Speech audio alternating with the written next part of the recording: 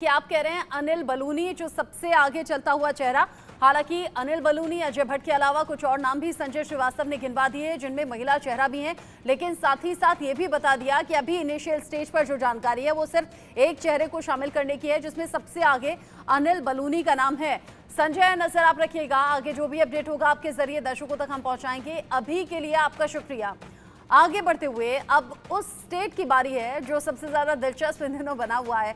बिहार की मैं बात कर रही हूँ, जहां से चिराग पासवान भी आते हैं और जहां से नीतीश कुमार भी आते हैं। और कल जो तस्वीरें हमने देखी वो दिन भर चर्चा का विषय बनी रही, जब सेंट्रल हॉल में समर्थन दिया जा रहा था मोदी सरकार को और नीतीश कुमार जो बोले हंसी हंसी में, वो सारी काम की बातें भी बिहार के लिहाज से बोल गए।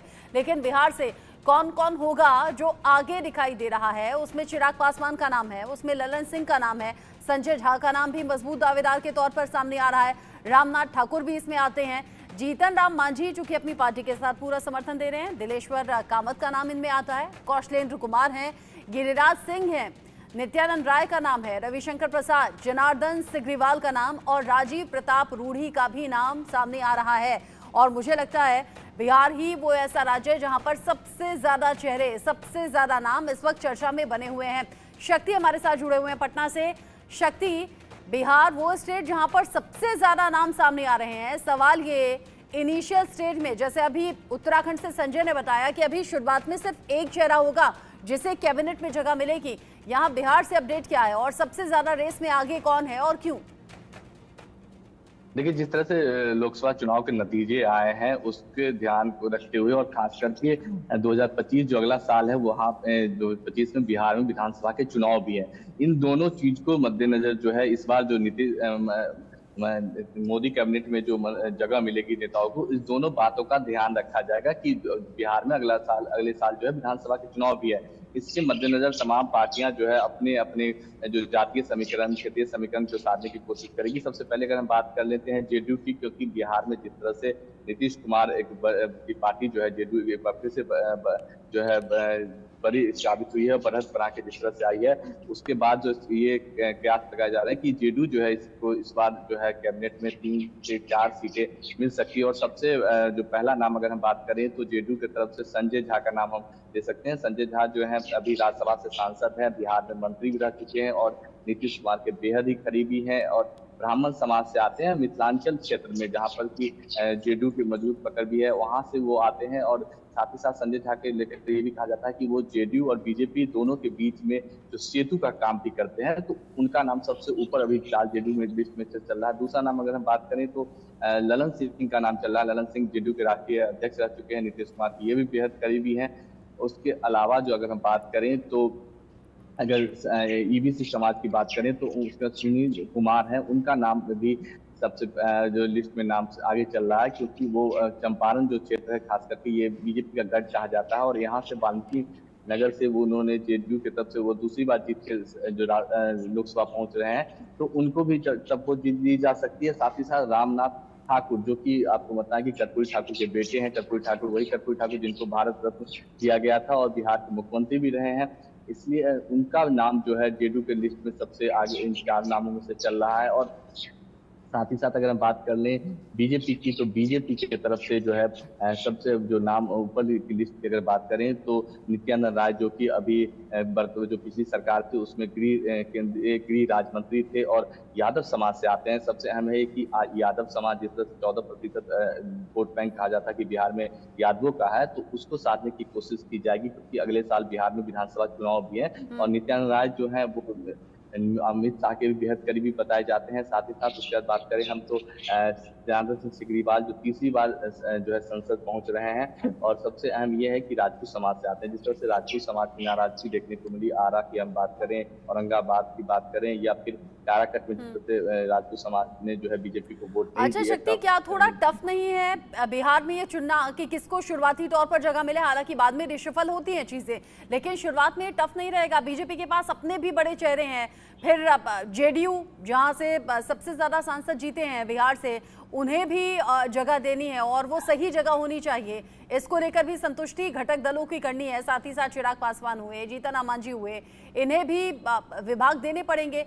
तो वो कौन कौन से चेहरे हैं और कितने की संख्या अभी टोटल मिला के, क्योंकि अभी तो बहुत सारे नाम हैं इस लिस्ट में, लेकिन शुरुआत में कितने चेहरे होंगे जिन्हें जगह दी जाएगी? बिल्कुल रचना, आपने बिल्कुल सही कहा कि बिहार में जो किन को चेहरे जगह मिलेगी, ये बड़ा टफ होते जा रहा है, क्योंकि बिहार न सिर्फ चुनाव परिणाम बल्कि आने वाले विधानसभा चुनाव को भी देखते हुए जो मंत्री पद दिए जाएंगे, जातीय और क्षेत्रीय तमाम चीजों को इसमें साधने की कोशिश की जाएगी। अगर बीजेपी के अलावा अगर हम बात करें तो चिराग पासवान का मंत्री बनना तय है, क्योंकि उनके 5 में से 5 जो उनका स्ट्राइक रेट है 100% है और 5 सीट उन्होंने जीत दर्ज की है। साथ ही साथ प्रधानमंत्री नरेंद्र मोदी के हनुमान कहे जाते हैं, तो उनका भी जो है मंत्री बनना तय है और जो है नई कैबिनेट में जो है उन्हें एक अच्छा बड़ा मंत्रालय भी दिया जा सकता है। उसके बाद अगर बात करें हम, तो जीतन मांझी की दलित चेहरे हैं, गया से पहली बार लोकसभा में जा रहे हैं और गठबंधन में है, तो उनका भी नाम जो है वो तय है कि उन्हें भी जो है मोदी कैबिनेट में जो है मंत्री बनाया जा सकता है। साथ ही साथ एक नाम और है जिसकी चर्चा हम कर लेते हैं, उपेंद्र कुशवाहा की। हालांकि वो काराकाट से चुनाव हार गए हैं, लेकिन मोदी मंत्रिमंडल में जो है उन्हें भी जगह मिल सकता है, क्योंकि कुशवाहा समाज में जिस तरह से एक मैसेज दिया कि पवन सिंह को लेकर, जिस तरह से पवन सिंह पहले बीजेपी ने उन्हें चुनाव से कुछ दिन पहले ही पार्टी से निकाला, तो एक मैसेज देने की कोशिश की जाएगी। कुशवाहा को लेकर जिस तरह से कहा जा रहा है कि अंदर खाने चर्चा रही कि बीजेपी की तरफ से पवन सिंह को फंडिंग किया जा रहा था, तमाम चीजें जो है सामने आई थी। उसके मद्देनजर उपेंद्र कुशवाहा को भी मंत्रिमंडल में जगह दिया जा सकता है, क्योंकि विधानसभा का चुनाव है और बिहार में कुशवाहा वोट बैंक भी अच्छी खासी संख्या में है और इसके मद्देनजर उन्हें भी जो है कैबिनेट में जगह दी जा सकती है। साथ ही साथ अगर हम बात करें बीजेपी की तरफ से, तो बीजेपी की तरफ से कई नाम हैं। जो है इस बार का जो मंत्रिमंडल होगा उसमें निश्चित रूप से बीजेपी के लिए ज्यादा मुश्किल बड़ा होगा, क्योंकि जो पुराने चेहरे के साथ साथ कई नेता ऐसे भी हैं जो कि पहले भी मंत्री रह चुके हैं। गिरिराज सिंह की बात करें, बीजेपी के फायर ब्रांड नेता हैं, हिंदुत्व को लेकर मुखर बयानबाजी देते रहते हैं, उन्हें भी इन्होंने किया जा सकता है। साथ ही साथ बात करें हम, तो एक चेहरा और है गोपाल जी ठाकुर। टफ होगा चेहरों पर शुरुआत में डिसीजन लेना और चुनिंदा चेहरों को चुनना और फिर उसके साथ सरकार को आगे बढ़ाना, लेकिन इसे ही सधी हुई राजनीति कहते हैं, जिसके लिए बीजेपी जानी जाती है। शक्ति नजर बनाए रखिएगा। अभी के लिए आपका शुक्रिया। आगे बढ़ते हुए जिस राज्य का हम जिक्र कर रहे हैं वो है महाराष्ट्र। यहाँ भी कुछ नामों को लेकर लगातार चर्चा है और इन नामों को लेकर कहा जा रहा है कि इनिशियल स्टेज में इन नामों में से ही कुछ नाम चुने जा सकते हैं मोदी कैबिनेट में शामिल होने के लिए, जिनमें पहला नाम पीयूष गोयल का सामने आता है।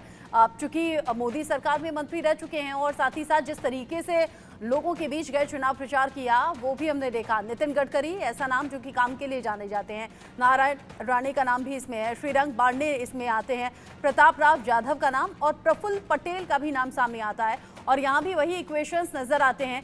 इक्वेशंस इस बात को लेकर प्रथमेश हमारे साथ जुड़े हुए हैं, इंडिया न्यूज संवाददाता प्रथमेश। जो अभी मैं बिहार में जिक्र कर रही थी शक्ति से कि अलग अलग पार्टियों को साथ लेकर चलना है, वही समीकरण तो महाराष्ट्र में भी है।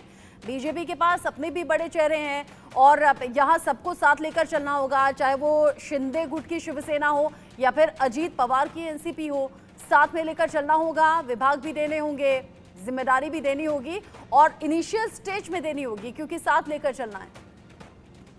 जी बिल्कुल, अगर महाराष्ट्र की बात किया जाए तो इस बार अगर महाराष्ट्र की जो परफॉर्मेंस है बीजेपी के द्वारा और अगर महायुति के द्वारा अगर देखा जाए तो वो बहुत ज्यादा कम दिखाई दी है। महाविकास आघाड़ी ने 28 से 29 सीट यहाँ पर लिया है, लेकिन बीजेपी को इस बार सिर्फ 9 सीट मिले हैं, शिवसेना को 7 मिले हैं और अजीत पवार गुट को 1 सीट मिली हुई है। जिसके बाद यहाँ पर ऐसे अटकलें लगाई जा रही है कि पीयूष गोयल को मंत्री पद दिया जाएगा, क्योंकि वो पहले भी कैबिनेट में शामिल थे, भाजपा की तरफ से मंत्री थे।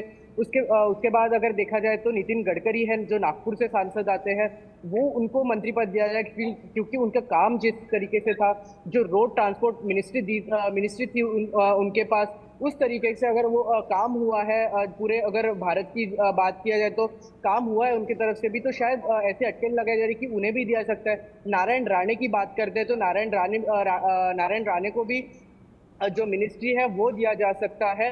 पहले भी उनको एमएसएमई में उनको मिनिस्ट्री थी, पहले भी मोदी सरकार में वो थे। और उसके बाद अगर देखा जाए तो प्रफुल्ल पटेल का नाम आ रहा है, क्योंकि अगर अजित पवार गुट भी इस पूरे गठबंधन में शामिल है तो प्रफुल्ल पटेल को भी यहाँ एक मिनिस्ट्री दिया जा सकता है। लेकिन हालांकि मैं आपको बता दूं कि अजित पवार गुट से सिर्फ एक ही सांसद यहाँ से चुनकर आए हैं, वो है सुनील तटकरे। लेकिन अगर प्रफुल्ल पटेल जो राज्यसभा में उन्होंने नामांकन भरा था, उन्हें जो है एक सरकार में जगह दिया जा सकता है। और शिवसेना से अगर बात किया जाए तो और 2 मंत्रियों को भी वहां से मंत्री पद दिया जा सकता है। फिलहाल में ये शुरुआती स्टेज है, इसलिए कुछ कहा नहीं जा सकता है। लेकिन जो बड़े नाम उभर के आ रहे हैं वो है पीयूष गोयल, नितिन गडकरी, नारायण राणे, प्रफुल्ल पटेल। इस तरीके से जो नाम उभर के आ रहे हैं। शिवसेना से अगर बात की जाए तो एक बड़े नेता जो कल्याण से आते हैं, श्रीकांत शिंदे, उन्हें भी एक मंत्री पद दिया जा सकता है, क्योंकि उनकी अगर देखा जाए तो 3 ये हैट्रिक होगी कल्याण के लोकसभा क्षेत्र में, जिन्होंने वो इस बार जीते हैं और भारी मात्रा के वोट से इस बार वो जीते हैं। तो उन्हें भी एक मंत्री पद दिया जा सकता है, क्योंकि ये गठबंधन की सरकार है तो सभी दलों को एक साथ लेके यहाँ चलना पड़ेगा, क्योंकि भाजपा के पास इतने सीट नहीं है कि वो अकेले एक बहुमत में आके सरकार बना सके। इसलिए ये जो पहला एक जो स्टेज है, पहला एक जो कैबिनेट फॉर्म होने वाला है, उसमें सभी के एक या दो नेताओं को, सभी दल के एक या दो नेताओं को जगह दी जा सकती है, जिसमें बड़े नाम पीयूष गोयल, नितिन गडकरी, नारायण राणे, प्रफुल्ल पटेल उभर के आ रहे हैं। जी ठीक है, नजर आप रखिएगा प्रथमेश। साथ ही साथ मुझे ये भी बता दीजिएगा इन शॉर्ट, क्योंकि 9 जून को लेकर चर्चा है कि शाम 7:15 बजे शपथ ग्रहण होना है, यानी कि कल ही होना है। क्या किसी को फोन गया है, ऐसी कोई अंदर की खबर? जी फिलहाल जो अगर देखा जाए तो नितिन गडकरी, सब जो कैबिनेट जो पहले थे वो यहाँ पर मौजूद रहेंगे, जितने भी सांसद थे वो वहाँ पर मौजूद रहेंगे। महाराष्ट्र के सीएम एकनाथ शिंदे भी वहाँ मौजूद रहेंगे और प्रफुल्ल पटेल भी वहाँ मौजूद रहेंगे। उनके साथ साथ ही अजित पवार जो डिप्टी सीएम है महाराष्ट्र के, वो भी वहाँ मौजूद रहने वाले हैं।